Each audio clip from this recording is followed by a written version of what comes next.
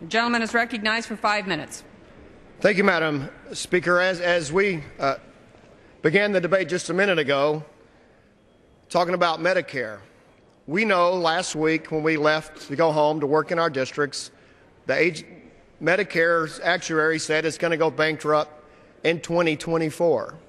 This side of the aisle has offered a plan to make it stable, secure, and sustainable.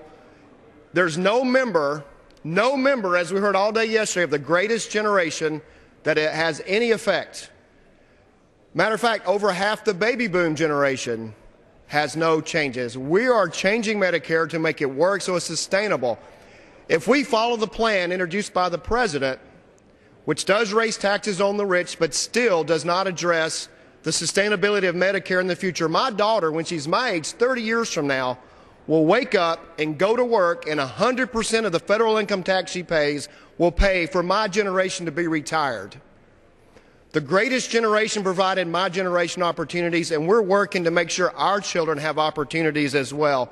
And on the underlying bill, what's interesting is this bill only takes this program back to the way it was passed out of the House in the health care bill.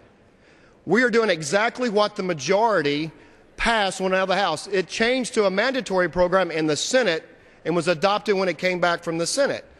So if this program is as important and it has to be mandatory funding as they say it has to be, why didn't they do it when they debated the health care bill before and include the provision that's in this motion to recommit? Matter of fact, the health care bill authorizes changes in medical education, or this bill, medical education in hospitals, teaching hospitals, children's hospitals, nurses programs, geriatric programs, pediatric programs.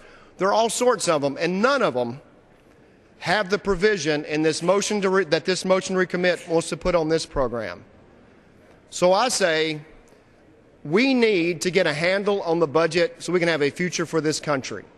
We need to quit putting programs on autopilot and put them in the process that goes through the appropriations process so they can be reviewed and they can be determined which programs are successful in moving forward.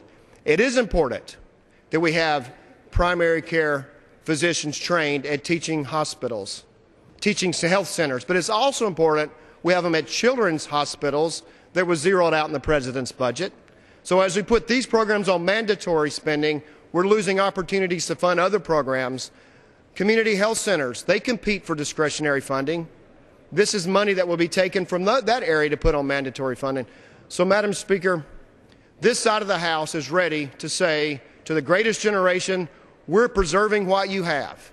But we also want to tell our children they have a future as great as the greatest generation gave us. Madam Chairman, I ask my colleagues to vote against this motion to recommit. The gentleman yields back. Without objection, the